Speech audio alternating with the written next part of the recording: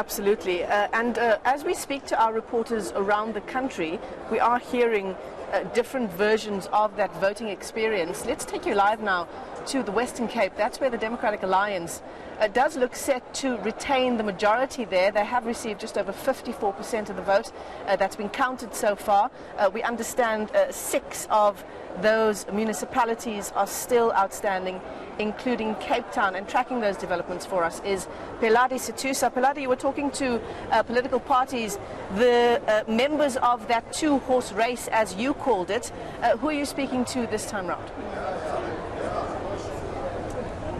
Michelle, so things haven't changed drastically since we last spoke. We still have the DA leading the race at about 54% right now, and the ANC at 29%. But I'm joined by Riza Omar from the South African Citizen Surveys. Now what they do is crisscross the country, essentially surveying ordinary South Africans from vast backgrounds, from rural backgrounds, urban backgrounds, different ages, races, all sorts of things, to try and get an idea of how South Africans actually feel about governance issues, about services they're receiving or not receiving. Now, Riza, I'm going to turn to you let's start off with, does what we're seeing on these big blue boards behind us say anything about the research you've actually done and the insights you've gained since 2015? One of the things that we know is that on the balance of probabilities, the DA is going to win the Western Cape.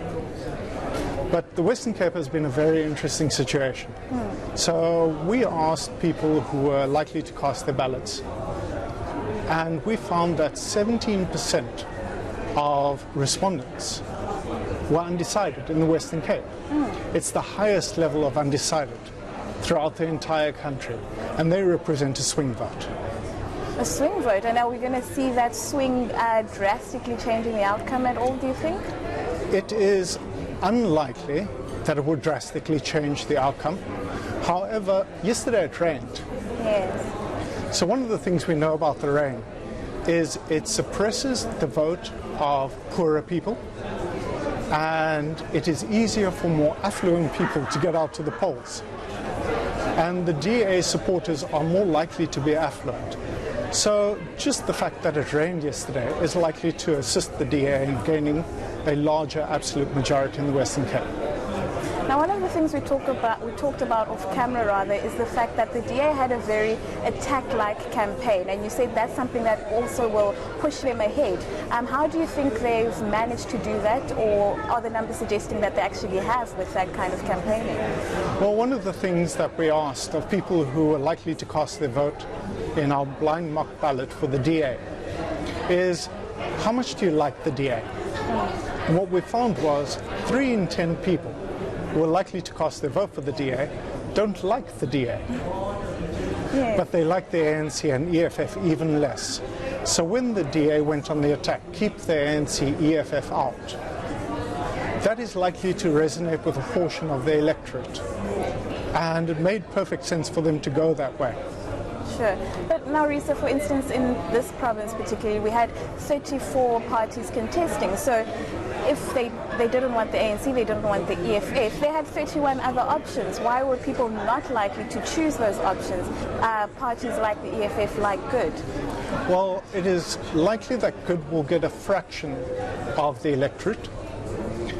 But the DA has also gone on their campaign explaining to people that a vote for other parties is less than optimal. So they've also been covering their bases on that front. So are you essentially saying they're winning by default in some sense? Well, yes. Really? It is. The real question is, by what margin are they likely to win? Okay. And I think that the undecided voters will play a major role in showing out what kind of margin they will achieve. All right, let's leave it there for now, Riza.